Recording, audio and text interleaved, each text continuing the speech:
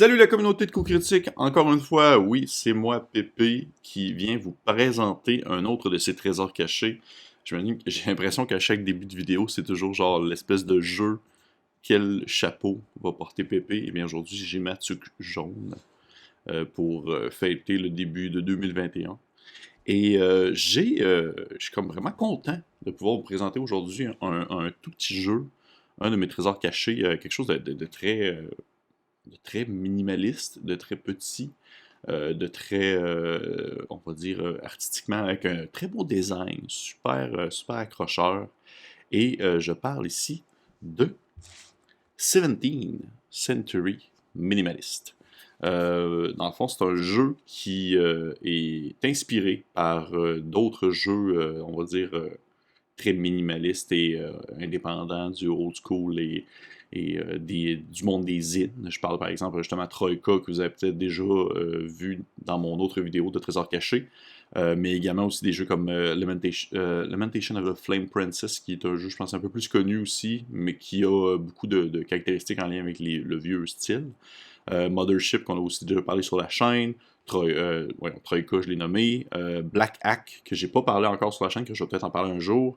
Et bien sûr, Dungeon Crawl classique, qui est comme un incontournable du genre vieux style de D&D, avec tous des dessins noirs et blancs, puis un vieux design de Dungeon Crawl, puis d'exploration du souterrain. Là. Dans le fond, c'est un peu comme ça que le créateur du jeu, dans le fond, Andrei Novoa, a présenté 17th Century Minimalist. C'était ses inspirations. Le jeu est publié chez Game Omnivorous. Une espèce de petit design ici très cool que j'aime bien. Une boîte qui est située, je pense, au Portugal. Je suis comme vraiment un peu bluffé. Pour vrai, je m'attendais pas à ce genre de stock-là. Je suis vraiment très content, en fait, de ce que j'y retrouve. Ça aurait pu être totalement le contraire parce que le jeu est vraiment miniature, on s'entend. C'est vraiment, on parle de même pas une quarantaine de pages, là, environ, exactement 40 pages euh, pour expliquer comment jouer les classes, le système, puis instaurer une ambiance du 17e siècle. C'est surtout ça aussi le concept. Et d'après moi, c'est dans cette thématique, c'est cette thématique-là qui revient le plus souvent. C'est que, veut pas, on est dans du très historique, low fantasy, dans le sens que il n'y a pas de machine qui lance de boules de feu, il n'y a pas de résurrection, il n'y a pas de grands démons qui envahissent une ville. Euh, le fantasy est là, surtout sous-entendu dans un contexte historique, par les croyances, par qu'est-ce qui va nous espionner depuis l'obscurité, la profondeur de l'âme humaine et autre chose du genre. Mais il n'y a pas comme y a pas comme des orques, des gobelins et tout ça. Fait que c'est vraiment plus historique à ce milieu-là. Ça veut vraiment explorer, on va dire, la période de la Renaissance et tout ça, très européen, pas, dans son approche. Et je trouve que ça fait quand même du bien, c'est quand même nouveau et c'est quand même très plaisant à voir que c'est un style qui est, on va dire, du OSR. J'arrête pas de dire non, OSR, je l'ai eu. Habituellement, je dis OCR souvent dans mes vidéos, mais là, j'ai vraiment dit OSR dans le sens que c'est du Old School Revival. Puis on est vraiment plus habitué à ce que le Old School Revival soit très, justement, fantasy, science-fiction, ou du moins un peu plus flyé. Alors que là, on est dans du Old School, mais avec une touche vraiment plus historique et réaliste. Entre parenthèses, bien sûr, on s'entend, c'est pas simulationniste, là. Vous n'allez pas interpréter des grands conflits de l'époque de la Renaissance en Europe. Là, ça demeure minimaliste aussi dans sa mise en contexte de son setting, dans le sens qu'il n'y a pas une grosse explication de qu'est-ce qu'était le 17e siècle et tout ça. Ça, c'est vraiment vous qui avez la tâche, si on veut, d'inclure ce que vous voulez d'un point de vue historique dans le contexte du jeu. Et moi, je trouve ça très bien comme ça. Je trouve ça très bien parce que ça fait en sorte que le jeu peut très bien se transposer à autre chose dans un autre univers, en quelque sorte, mais tout en gardant son espèce de petit feeling, justement, très Europe de la Renaissance. En fond, vous n'avez pas besoin de jouer en France, vous pouvez y jouer une province fictive de la Logofia. Je sais pas, je dis ça de même. Là. C'est simplement pour dire que vous êtes pas ancré dans l'univers réaliste, même si ça se propose historique à la base. C'est vraiment minimaliste dans tout, c'est-à-dire vraiment du côté autant du système que de la présentation, du visuel, dans cette thématique, comme je dis. Je dirais que c'est très humoristique, c'est un autre aspect que je trouve très plaisant du jeu, c'est qu'il y a un humour très noir, qui est apporté vraiment, qui est mis de l'avant. Et dans le contexte du jeu, surtout quand on regarde par exemple, ici j'ai ce qu'on appelle un mini adventure folder, c'est dans le fond des petites aventures qui sont comme présentées en petits feuillets. C'est très. On va comme beaucoup jouer sur. Ça me fait un peu penser à Don Quichotte, dans le sens que c'est comme juste un espèce de. On voyage en groupe dans un univers qui est beaucoup plus grand que notre propre existence. T'sais, on voyage en Europe et on vit différentes aventures dans des endroits aussi loufoques que pourtant réalistes. Dans le sens qu'on va visiter un village, puis il va se passer telle affaire, mais c'est jamais mentionné précisément c'est quoi le village.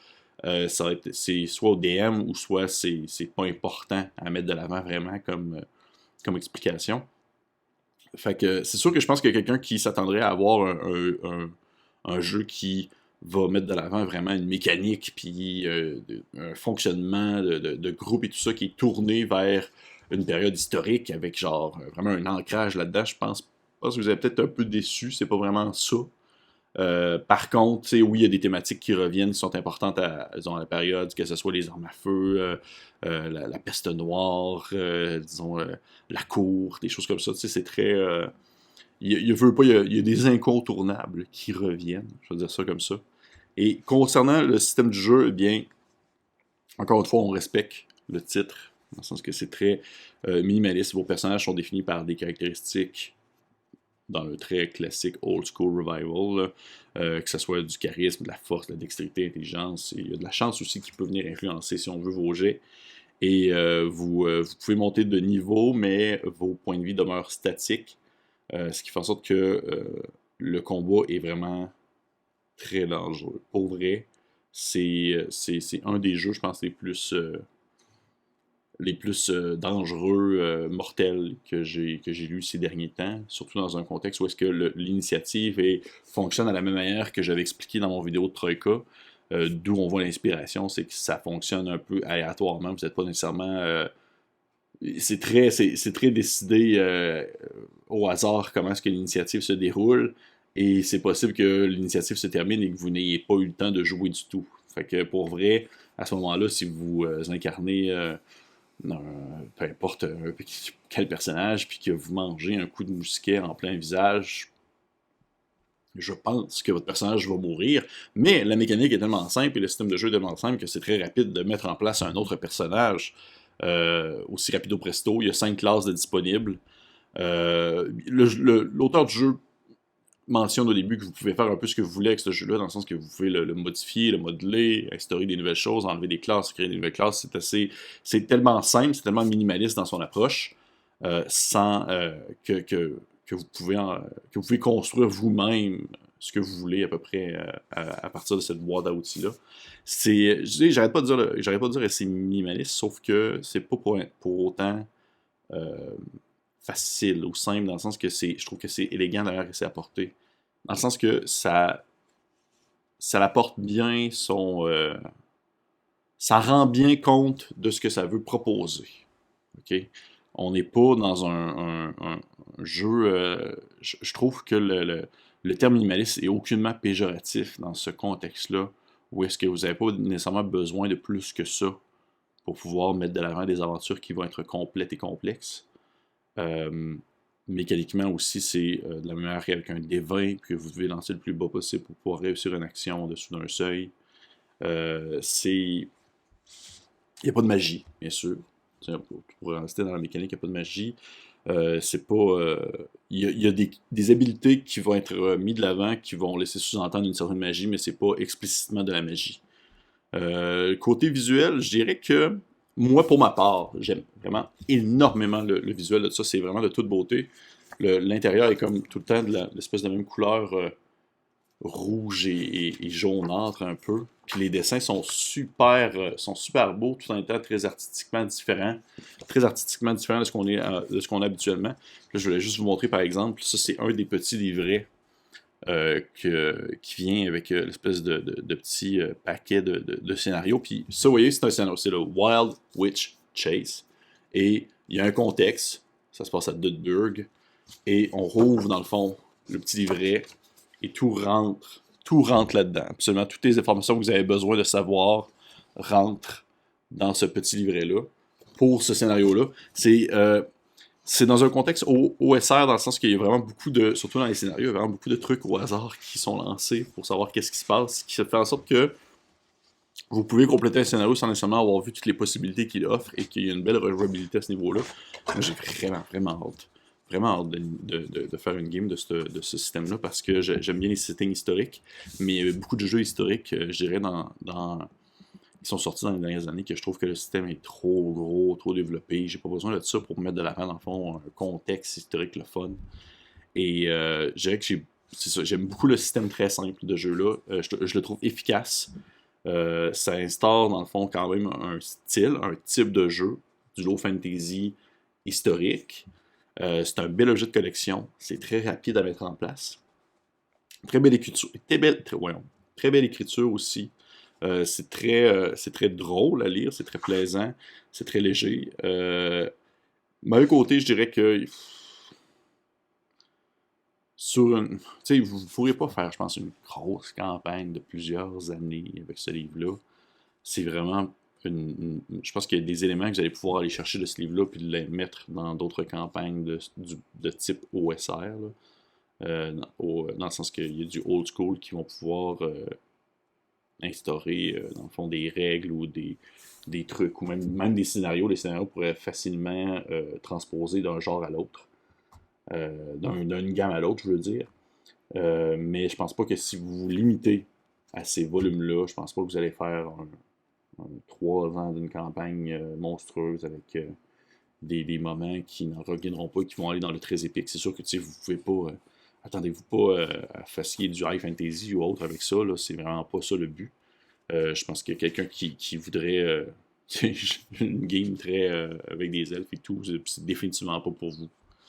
Je dirais que c'est les gens qui vont chercher un design, quelque chose qui est beau, qui fait différent, qui apporte une certaine originalité, parce que pas c'est très original comme ouvrage, ça peut vraiment être pour vous.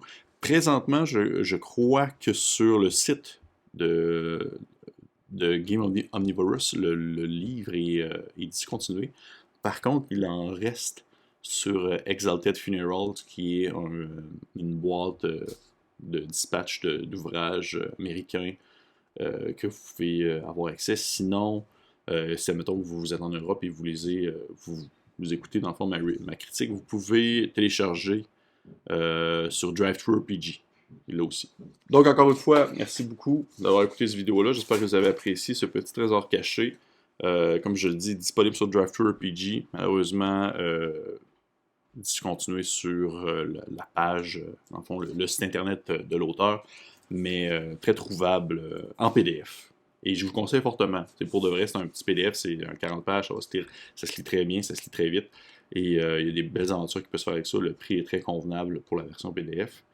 Et j'espère que vous avez apprécié ça. C'était encore une petite présentation aussi simple. Laissez-moi vos commentaires. Si vous avez des trésors cachés à me partager, s'il y a des choses que vous voulez que j'explore, que vous voulez que je découvre, que je ne connais pas.